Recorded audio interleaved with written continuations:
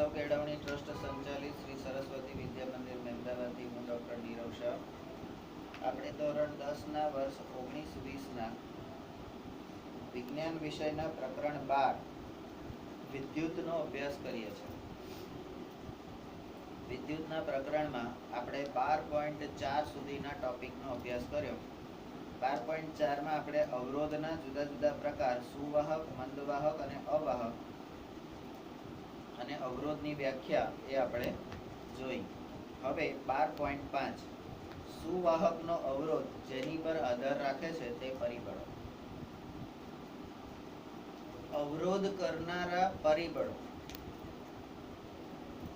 એટલે સુવાહક એટલે જેમાંથી વિદ્યુત પ્રવાહ પસાર થઈ શકે એને સુવાહક કહે છે. અને સુવાહકનો અવરોધ એટલે એની અંદરથી વિદ્યુત પ્રવાહ પસાર નહીં થવા દેવાનો. અને એ પસાર ના થવા દેવા માટે જે તત્વો અથવા પરિબળો કામ કરે છે એનો આપણે અભ્યાસ કરવાનો છે. તો પરિબળોને આપણે ફેક્ટર કહીશું. factors on which the resistance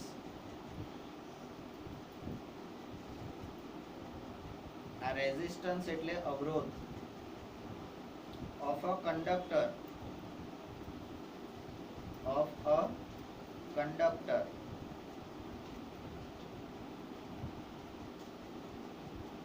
conductor એટલે સુવાહક. ડિપેન્ડ્સ એટલે આધાર રાખે છે. તો કંડક્ટર એટલે શું ભાઈ? કંડક્ટર એટલે સુવાહક કે જેમાંથી વિદ્યુત પ્રવાહ પસાર થઈ શકે. બરાબર છે ને ભાઈ? બધા હલો, આમ આગળ આવી તો તું. કંડક્ટર એટલે સુવાહક કે જેમાંથી વિદ્યુત પ્રવાહ પસાર થઈ શકે. બરાબર? કમ્પ્લીટ ને? હા. તો હવે બસમાં જે કંડક્ટર હોય એમાંથી પણ વિદ્યુત પ્રવાહ તો પસાર થઈ જ શકે ને. ટ્રાય કરવાનો, બે છેડા લગાડ જોવાના. બેટરી જો પસાર થતો હોય તો ધેટ એ સુવાહક છે. ના થાય તો બહુ શું થાય? બહુ તો શું થાય? આપણને બસમાંથી નીચે ઉતાર દે. બરાબર? અથવા તો કદાચ કરંટ પસાર થઈ ગયો તો એનું શું થાય? તો કે રાખનો ઢગલો થઈ જાય.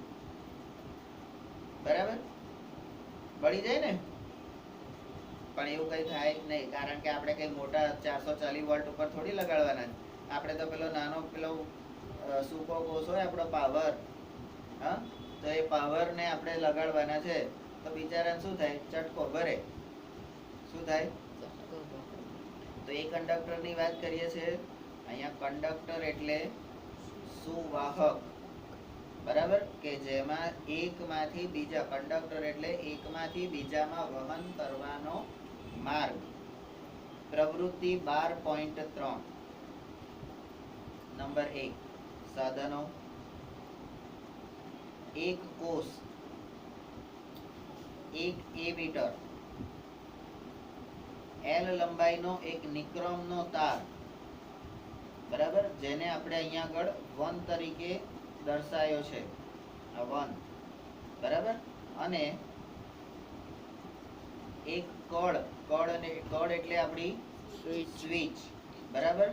એને આકૃતિ 12.5 પ્રમાણે જોડીને પરિપથ પૂર્ણ કરો. બરાબર? અહીંયા જે આ વત્તા ઓછા જે છે, હવે અહીંયા જો વત્તા ઓછા એ બેટરી છે. અને સામાન્ય રીતે બેટરી આપણે વત્તા આ બાજુ અને ઓછા આ બાજુ એવી રીતે જોડીએ છે. પણ અહીંયા આગળ આ લોકોએ બેટરીને ઊંધી જોડેલી છે. બરાબર? તમે આગળના બધા પરિપથ જુઓ તો બેટરીમાં વત્તા ઓછા કેવી રીતે જોડેલા હોય છે? વત્તા આ બાજુ, ઓછા આ બાજુ. બરાબર? અહીંયા પણ જુઓ, વત્તા આ બાજુ, ઓછા આ બાજુ. હા, તો આ પ્રવૃત્તિમાં આપણે એને અવરોધ કરવાનો છે. બરાબર? તો એને બેટરી ઊંધી જોડેલી છે. હવે વાહક તારનો અવરોધ કઈ બાબત પર આધાર રાખે છે તેના અભ્યાસ માટેનો વિદ્યુત પરિપથ. બરાબર? કોનો વિદ્યુત પરિપથ? તો વાહક તારનો અવરોધ. આગળ જે વિદ્યુત પરિપથ આપણે જોયા એ વિદ્યુત પ્રવાહના વહન માટે, વિદ્યુત પ્રવાહ વહેવડાવવા માટેના પરિપથ જોયા. હવે આ અવરોધ માટેનો વિદ્યુત પરિપથ છે. બરાબર છે? તો સ્ટેપ નંબર 1 પછી આ સ્ટેપ નંબર 2 આકૃતિ, બરાબર, અને સ્ટેપ નંબર 3. હવે કળમાં પ્લગ ભરવો. કળ એટલે કળમાં પ્લગ ભરવો, બરાબર, અને એ મીટરમાં વિદ્યુત પ્રવાહ નોંધો. આ પ્લગ ભરવીને ડાયરેક્ટ નોંધાય? હા, કારણ કે તમે જેવો પ્લગ ભરવો એવો અર્થિંગ અને ન્યુટ્રલ તો ચાલુ થઈ જ જાય છે ને. તમારા ફેસ ચાલુ નથી થતા. તમે આ 3 સ્વિચ બોર્ડ છે એમાં કોઈ પણ એક કાણામાં તમે પેલું ટેસ્ટર નાખો છો તો એક જગ્યાએ લાઈટ થાય છે, બાકી બેમાં લાઈટ થતી. આવું ચેક કરેલું છે કોઈ દાડો? તો આજે કરજો, આજે કરજો. ટેસ્ટર આપણી પાસે છે, જો ના હોય તો બજારમાંથી લઈ આવજો. બરાબર? હા. નંબર 4. હવે નિક્રોમના આ તારને સ્થાને, નિક્રોમના આ તારને સ્થાને નિક્રોમના બીજા તારને જોડો કે જેની જાડાઈ સમાન હોય, જાડાઈ સમાન હોય પણ લંબાઈ 2 ગણી હોય, એટલે કે 2L જેટલી હોય. બરાબર? એને તમે આકૃતિમાં 2 નંબરથી બતાવ્યું છે. એટલે 1 નંબર અહીંથી અહીંયા, 2 નંબર અહીંથી અહીંયા. એની જાડાઈ સમાન પણ લંબાઈ વધારે છે. બરાબર? જેને આકૃતિ 12.5 માં 2 વડે દર્શાવ્યું છે. અને નંબર 5, હવે એ મીટરનું અવલોકન નોંધો. એટલે દરેક વખતે આપણે શું કરવાનું છે? આ એ મીટરમાં અવલોકન નોંધવાનું છે.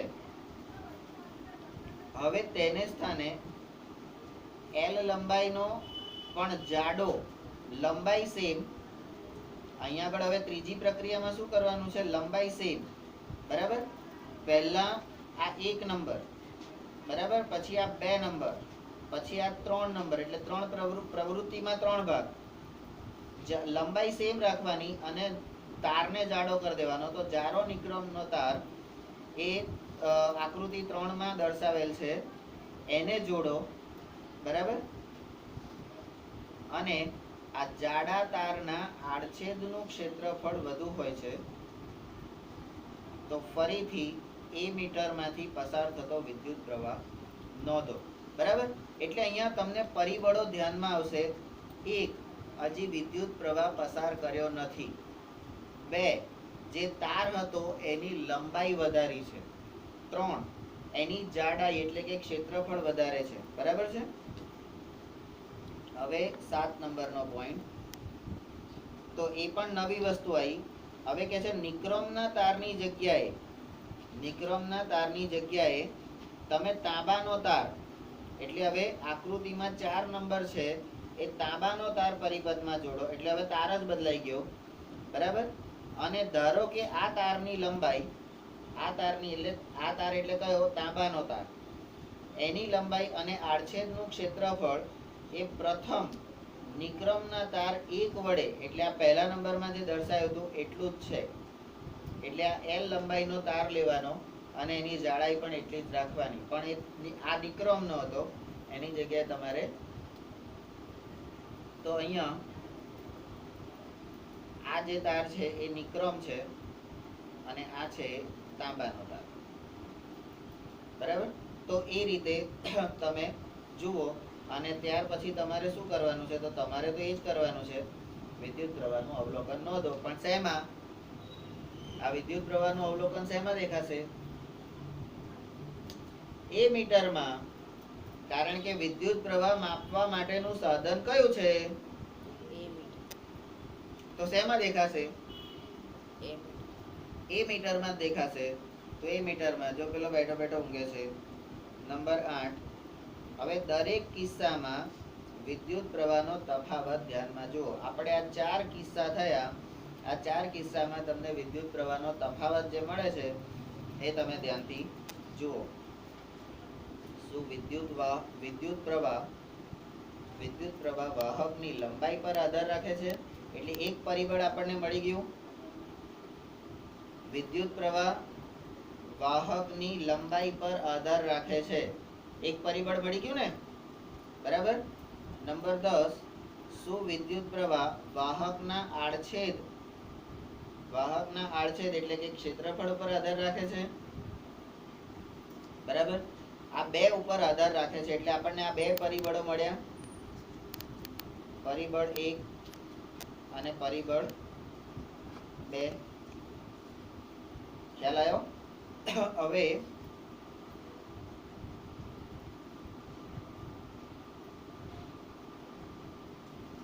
11 નંબર, અવલોકન અને તારણ. તો આ આપણે વિદ્યુત પ્રવાહનો તફાવત ધ્યાનમાં જોયું ને, તો આપણને જોવા મળ્યું, એટલે અવલોકન એટલે જોવા મળ્યું. શું જોવા મળ્યું? તો કે તારની લંબાઈ બમણી કરીએ, એટલે તારની લંબાઈ બમણી કરીએ 2 નંબર, બમણી કરવી એટલે 2 નંબર, બરાબર. તો એ મીટરનું અવલોકન અડધું થઈ જાય. આટલો જ તાર હોય તો એ મીટર ધારો કે 2 નો કાંટો બતાવે છે, તો તારની લંબાઈ જો બમણી કરીએ તો એ 1 નું થઈ જાય, એટલે અડધું થઈ જાય. એક વસ્તુ, બરાબર. બીજું શું ધ્યાનમાં આવ્યું? તો કે પરિપથમાં સમાન લંબાઈનો, એટલે લંબાઈ સેમ, 3 નંબરની વાત આવે, સમાન લંબાઈનો જાડો તાર, એ જ દ્રવ્યનો બનેલો તાર વાપરતા વિદ્યુત પ્રવાહનું મૂલ્ય વધે છે. વિદ્યુત પ્રવાહનું મૂલ્ય વધે છે. એટલે 1 નંબરમાં મૂલ્ય આપણે 1 રાખીએ કોમન, બરાબર. તો 2 નંબરમાં મૂલ્ય અડધું થઈ જાય, અને 3 નંબરમાં મૂલ્ય વધી જાય, એટલે ડબલ થઈ જાય. આપણે એમ ગણો ને, 2 થઈ જાય, વધી જાય, બરાબર. તો આમાં વધે છે, આમાં ઘટે છે, અને આ સેમ રહે છે, બરાબર છે. હવે ત્રીજું વસ્તુ, તો કે સમાન લંબાઈ સમાન તથા આડછેદનું ક્ષેત્રફળ પણ સમાન એવો ધરાવતો બીજા દ્રવ્યનો જાડો તાર, એટલે 4 નંબરમાં દ્રવ્ય 1, આ દ્રવ્ય 1, બરાબર. અહીંયા આગળ દ્રવ્ય 2, બરાબર. તો એમાં આ બંને લંબાઈ એ સમાન અને આડછેદનું ક્ષેત્રફળ એ સમાન એવો તાર વાપરતા એ મીટરનું અવલોકન બદલાય છે. તો મૂલ્ય બદલાય એટલે એમાં ફેરફાર થાય, બરાબર. એ કદાચ વધે પણ ખરું, ઘટે પણ ખરું, ફેરફાર થાય છે ટૂંકમાં, બરાબર. હવે આ 11 નંબર એ આપણું અવલોકન આવ્યું, બરાબર. હવે આપણું 12 નંબર, ઓમનો નિયમ કયો છે? સમીકરણ 12.5 થી 12.7. 12.5 થી 7 ક્યાં છે? આ રહ્યું.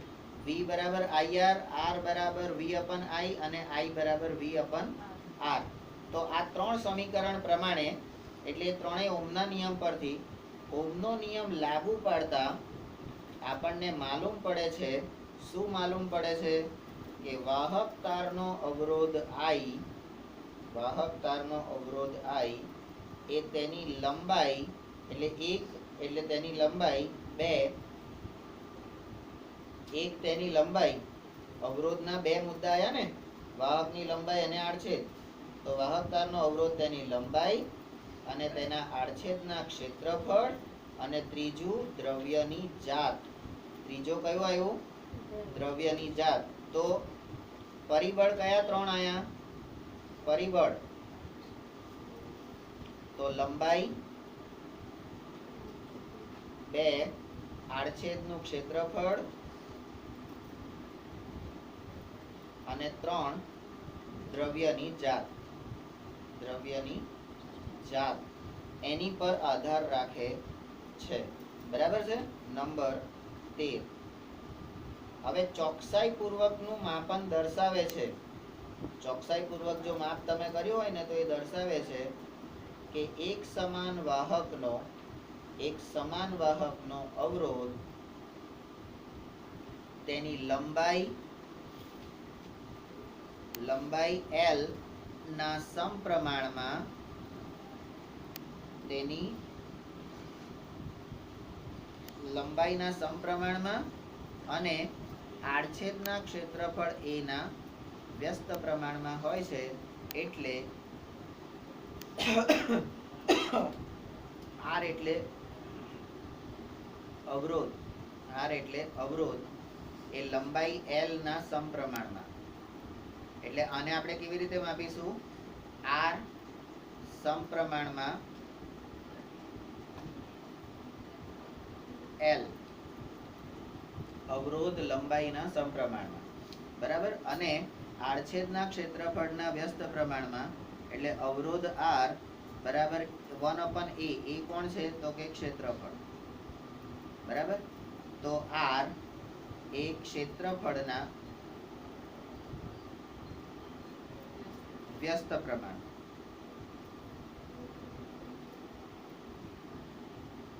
તો આને આપણે કેવી રીતે કહીશું? R સમપ્રમાણમાં 1/A એટલે વ્યસ્ત, આડછેદનું વ્યસ્ત, બરાબર. અહીંયા સમપ્રમાણમાંની જગ્યાએ હું વ્યસ્ત કરી દઉં તો અહીંયા A આવશે, R વ્યસ્ત A, બરાબર. આ રીતે. નંબર 14. હવે આ બંને સમીકરણો જે છે ને, પરિણામ એને R સમપ્રમાણમાં L અને R સમપ્રમાણમાં 1/A, આ બંનેને આપણે એટલે number A, B, C, D. હવે સમીકરણ 8 અને સમીકરણ 9 ને સંયોજિત કરતા બેને ભેગા કરવાના, બરાબર. તો L ઉપર આવે, A નીચે આવે, બરાબર. L એટલે R સમપ્રમાણમાં L/A. આ સમપ્રમાણતાનો અચળાંક આપણે દૂર કરી દઈએ, બરાબર. અહીંયા તમે જે કહેતા હતા ને કે ગુરુજી P એટલે કોણ? તો રો. P એટલે રો. અને રો કોણ છે? તો અવરોધનો સમપ્રમાણતા અચળાંક, બરાબર. અવરોધ માટે સમપ્રમાણતા અચળાંક છે, બરાબર છે. P એટલે રો, બરાબર. અને આ P ને વાહકના દ્રવ્યની વિદ્યુત અવરોધકતા કહેવામાં આવે છે. F પછી G અવરોધકતાનો SI એકમ ઓમેગા m. અવરોધકતાનો SI એકમ ઓમેગા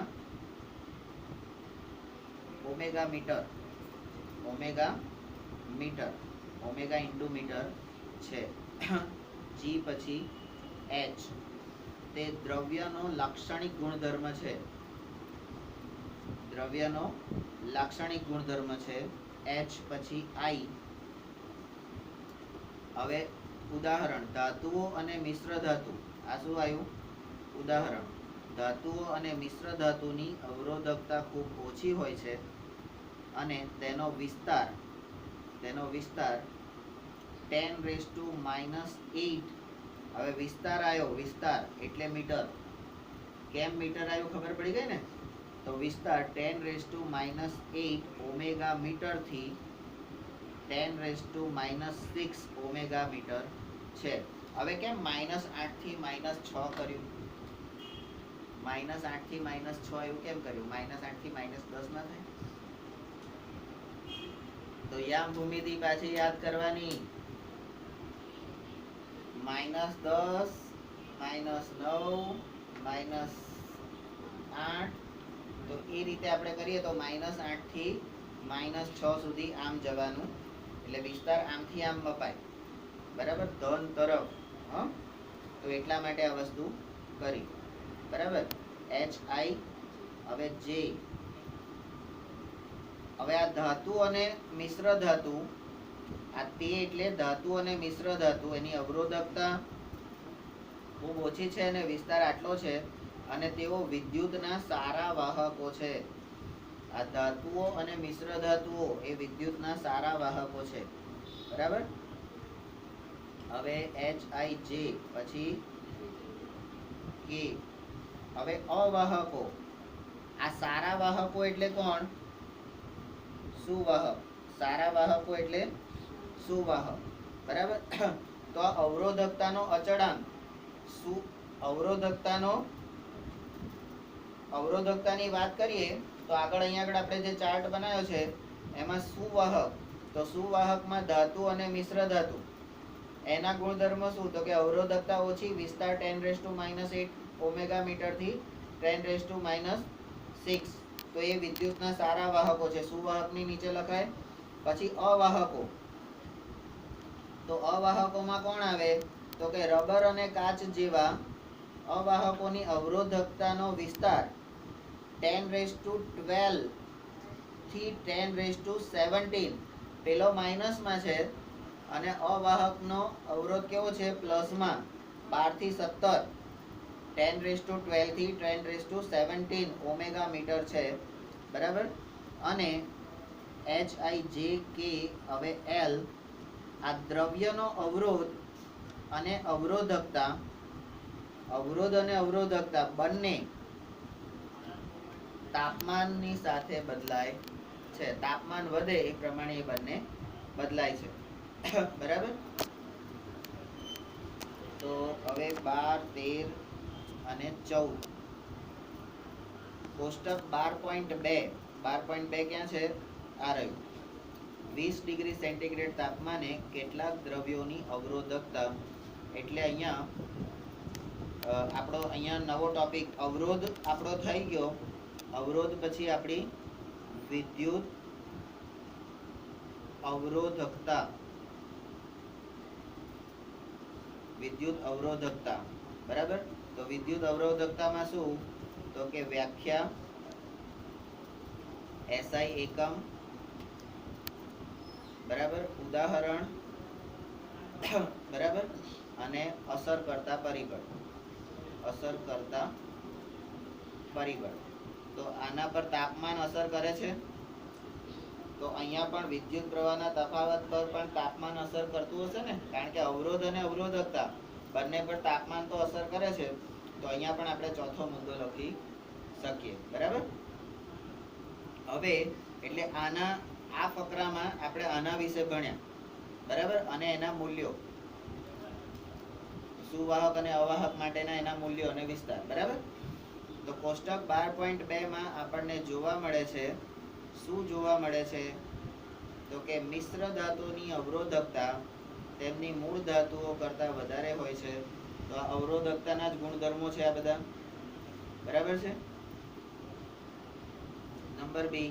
હવે મિશ્ર ધાતુઓ ઊંચા તાપમાને ત્વરિત ઓક્સિડાઇઝ એટલે દહન થતા. ગમે તેટલું ઊંચું તાપમાન હોય તો મિશ્ર ધાતુ હોય એનું દહન થતું નથી. અને આ કારણોસર તે વ્યવહારમાં વિદ્યુત ઉષ્મીય સાધનોમાં, વિદ્યુત ઉષ્મીય સાધનો એટલે કયા?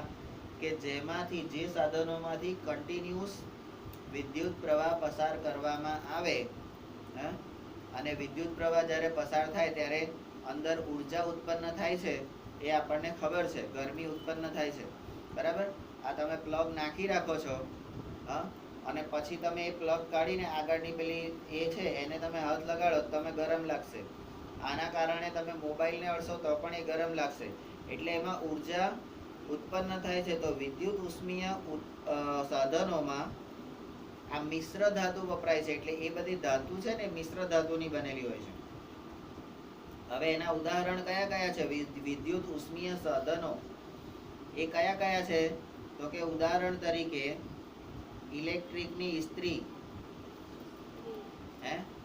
ઇલેક્ટ્રિક ઇસ્ત્રી, બરાબર. ઘરમાં કરો છો કોઈ દાડો? ના રે.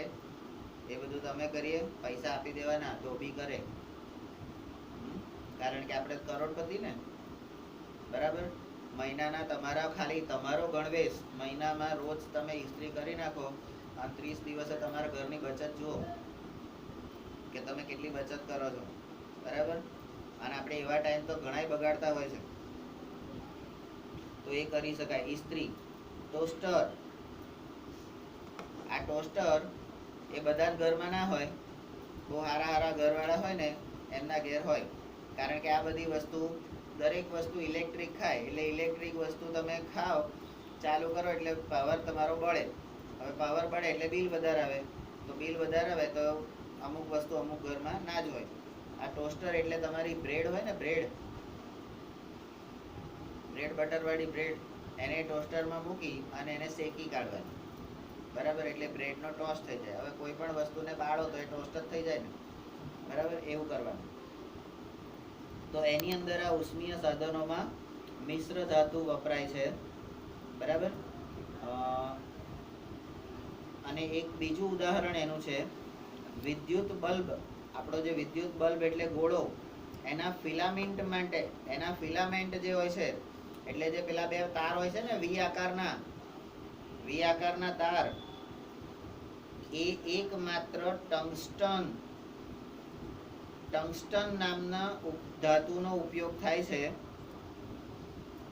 એટલે એ ટંગસ્ટન એવી ધાતુ છે, એ મિશ્ર ધાતુ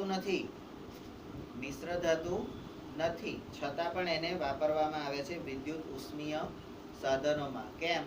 તો કે આપણે જે બલ્બ છે એ પણ તમે પ્લગ ચાલુ કરો એટલે સ્વિચ ચાલુ કરો એટલે એમાં એ પણ બલ્બ ગરમ થાય છે. થોડીક વાર આ બલ્બ ચાલુ રાખી અને પછી તમે એને હાથમાં લો, ચાલ બલ્બ કાઢી નાખતો હવે એવું કહો કોઈને, અને ભાઈ જો બલ્બને જાણકારીનો અભાવ હોય ને બલ્બને એમને મળી ગયા તો હાથમાં શું થાય? અરે તરત ચેતાતંત્રને ખબર પડી જાય, ચેતાતંત્રને તરત ખબર પડી જાય. પેલું કઈ પરાવર્તી કમાન રચાય, હાથ લઈ લે,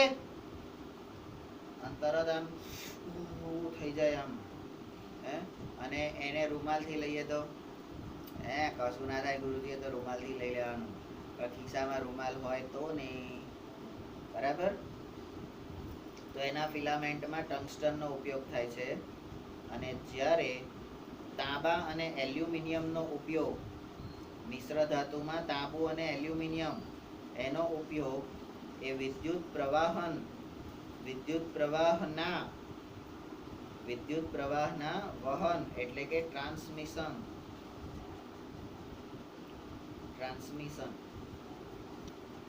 કરતા તારોની બનાવટમાં થાય છે, બરાબર. તો મિશ્ર ધાતુના અહીંયા ઉપયોગ આયા કે કેમ એ ઉપયોગ કરી શકે. મિશ્ર ધાતુના પહેલા તો ગુણધર્મો આયા. મિશ્ર ધાતુ ગુણધર્મ એટલે વ્યાખ્યા, ગુણધર્મ અને ઉદાહરણ, બરાબર, અને એનો ઉપયોગ. આ રીતે આપણે કરવાનું રહેશે. હવે અહીંયા કેટલાક વાહક દ્રવ્યોની અવરોધકતા. તો અહીંયા દ્રવ્યનું નામ આપેલું છે અને એની અવરોધકતા ઓમેગા મીટર, ઓમેગા ઇન્ટુ મીટરમાં આપેલી છે, બરાબર. તો અહીંયા વાહકો જ્યારે કે તો એ કોણ? તો કે સુવાહકો. વાહકો એટલે સુવાહકો. મિશ્ર ધાતુ એટલે મંદ વાહકો. અને અવાહક તો આપણને ખબર જ છે કે એમાંથી પસાર થાય નહીં. હવે ચાંદી એ વિદ્યુતની વાહક છે અને એની અવરોધકતા 1.60 ગુણ્યા 10⁸ છે, -8. તાંબુ તો એની 1.62 ગુણ્યા 10⁻⁸. એલ્યુમિનિયમ એની અવરોધકતા 2.63 ગુણ્યા 10⁻⁸. ટંગસ્ટન ધાતુ જે બલ્બના ફિલામેન્ટમાં વપરાય છે એની અવરોધકતા તમને 5.20 ગુણ્યા 10⁻⁸. નિકલ જેના તાર આપણા ઇલેક્ટ્રિકના વાયરમાં વપરાય છે એની અવરોધકતા 6.84 ગુણ્યા 10⁻⁸. લોખંડ, બરાબર.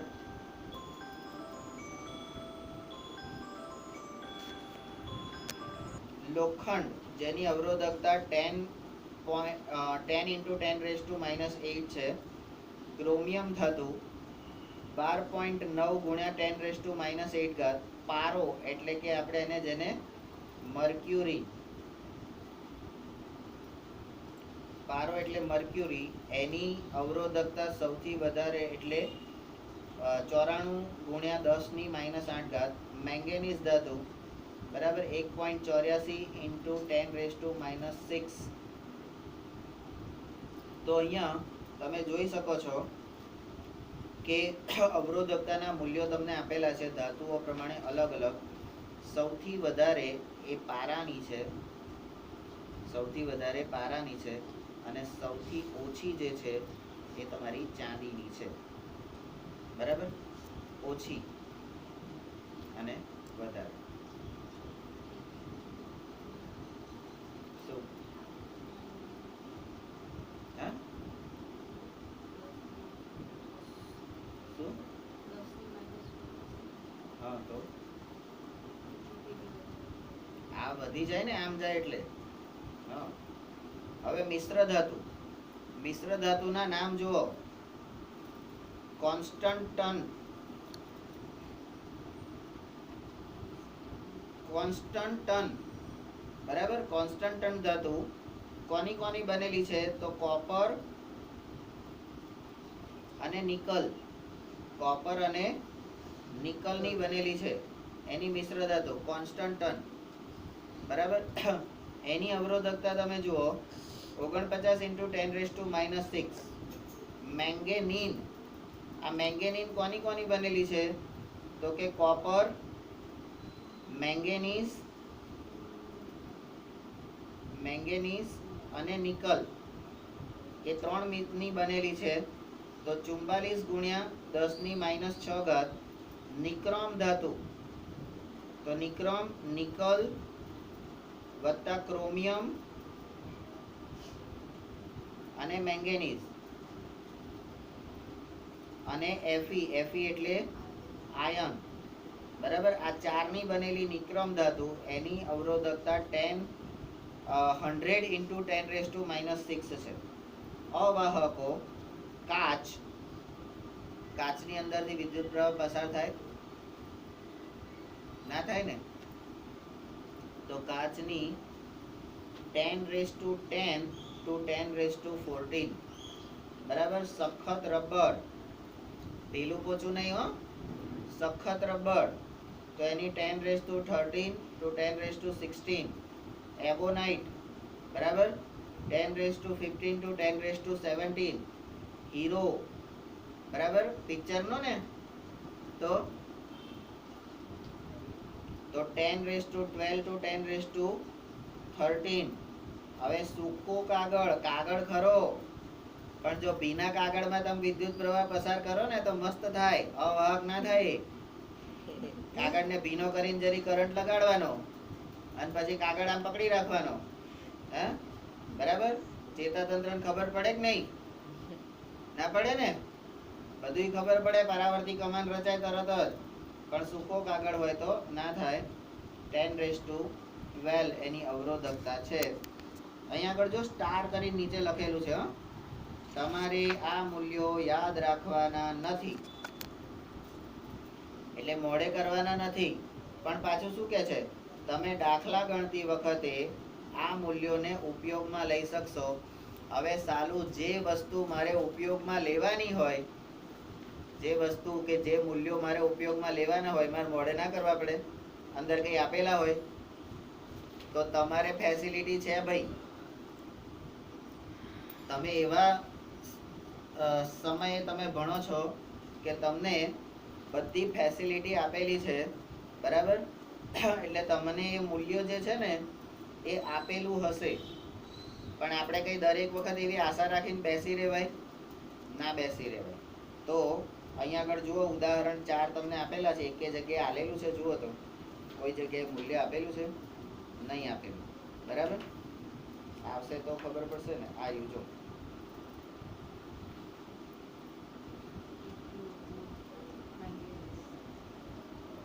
હા, પણ એ ક્યાં આપેલું છે એમ? આ તો આપણે લીધું. ક્યાંથી લીધું? જો અહીંયા લખેલું જ છે કોષ્ટકમાંથી. તો હવે મોડે કરવું પડે કે ના કરવું પડે? બરાબર. ચલો ઉદાહરણ 12.3 એની રકમ છે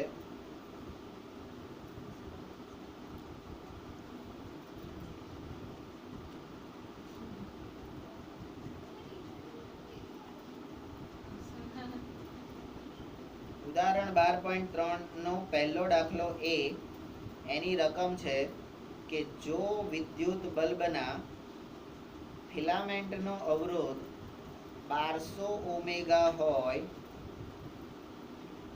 અને તેને 220 વોલ્ટ આ ભાઈ છે ઓમેગા અને આ ભાઈ છે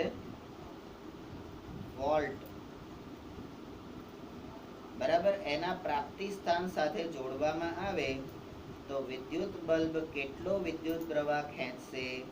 હવે આ પહેલા જે છે એનો આપણે અહીંયા ઉકેલ મેળવીએ છીએ. આપણને આપવામાં આવ્યું છે કે V બરાબર 220 વોલ્ટ અને અવરોધક અહીંયા વોલ્ટ. આ વોલ્ટ શું છે? વોલ્ટ શું છે ભાઈ? વિદ્યુત સ્થિતિમાનનો તફાવત. R બરાબર અવરોધ, બરાબર. R બરાબર અવરોધ, એને શું કહેતા હતા? રેઝિસ્ટન્સ. હે હું અત્યારે તને મારું, બરાબર, તો તારો હાથ તરત આમ આવી જશે. કેમ આવશે? તો રેઝિસ્ટ કરવા, એનો પ્રતિકાર રોકવા, અવરોધ કરવા માટે, બરાબર. તો V અને R આપેલા છે. તો આ V અને R વાળું સમીકરણ, તો સમીકરણ 12.6 પરથી આપણે કહી શકીએ કે વિદ્યુત પ્રવાહ I બરાબર એટલે અહીંયા સમીકરણ કયું છે? 12.6 કયું છે? તો I બરાબર V upon R છે, બરાબર. આ V upon R માં V એટલે તમને 220 અને R બરાબર 1200. અહીંયા આ લોકોએ ડાયરેક્ટ લખ્યું એટલે આપણે ડાયરેક્ટ લખવાનું એવું જરૂર નહીં. આ 12.6 નું સમીકરણ પહેલા અહીંયા લખવાનું, બરાબર, પછી આનું મૂલ્ય મૂકવાનું, બરાબર. હવે આ મૂલ્ય મૂક્યું તો I બરાબર 220 ભાગ્યા 1200. તો આ મીંડું ગયું, આ બે ગયા ને, સોન ઉડી જાય ને, તો 22 અને 120 એનો તમારે ભાગાકાર કરવાનો છે. તો 22 અને 120 નો ભાગાકાર આપણે કરો તો બાજુમાં 22 ભાગ્યા 120 કરો અલા કરો છે ને, કરો ને. જો 2 વડે પહેલા ભાગ ચલાવો, કારણ કે 2 સિવાય બીજા કોઈ વડે ભાગ ચાલશે નહીં. તો 11 દુ 22 અને 60 દુ 120, બરાબર. તો હવે તમારે સીધો 60 ભાગ્યા 11 કે 11 ભાગ્યા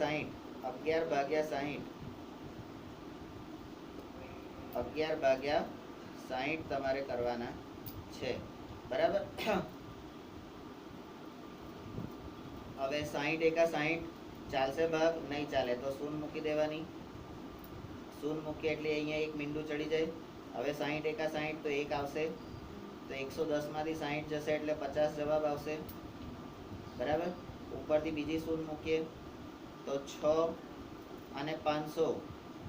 60 ના ઘડિયામાં 500 ક્યારે આવે? તો 6 ઈંઠા 48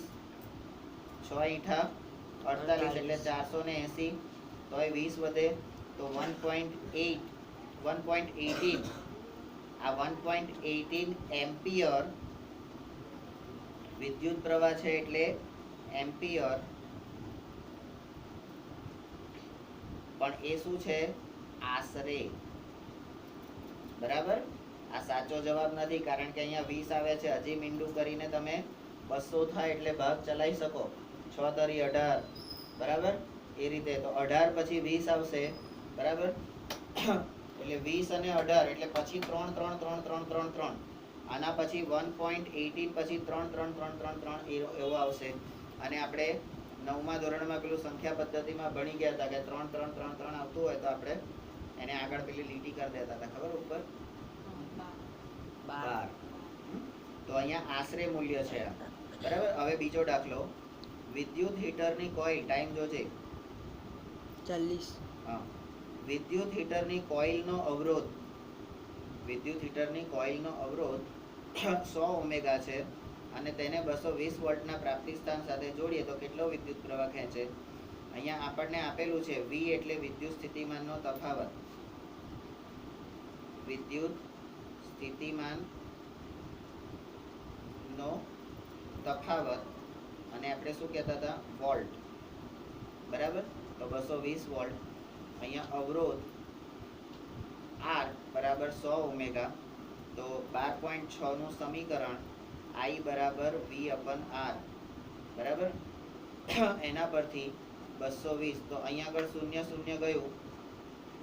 હવે 22/10 દશાંશ ચિહ્ન કાપીને 2.2 તમે લખી શકો, અને A એટલે એમ્પિયર. બરાબર. શું છે? તો 220 વોલ્ટના, તો અહીંયા આપણો જવાબ 220 વોલ્ટના સમાન વિદ્યુત પ્રાપ્તિ સ્થાનમાંથી વિદ્યુત બલ્બ અને વિદ્યુત હીટર જેવા દ્વારા ખેંચાતા વિદ્યુત પ્રવાહનો તફાવત જુઓ. અહીં આગળ 2.2 કોનામાં, વિદ્યુત હીટર, વિદ્યુત હીટર, અને અહીંયા વિદ્યુત બલ્બ. તો વિદ્યુત બલ્બ દ્વારા 0.18 એમ્પિયર અને વિદ્યુત હીટર દ્વારા 2.2 એમ્પિયર વિદ્યુત પ્રવાહ. એટલે ખાલી સાધન બદલાય છે, પ્રાપ્તિ સ્થાન એક જ છે. બરાબર. પણ અવરોધ બદલાય છે, એ પ્રમાણે વિદ્યુત પ્રવાહનું મૂલ્ય બદલાય છે. તો આગળ આપણને કીધું હતું તો ખરું કે અવરોધ બદલાય તો વિદ્યુત પ્રવાહનું મૂલ્ય બદલાય છે. બરાબર છે. તો અહીંયા આપણે અટકીએ છીએ. ઉદાહરણ 12.4 અને 12.5 અને 12.6 આપણે પછી લઈશું. આ તમારું P શું છે? રો.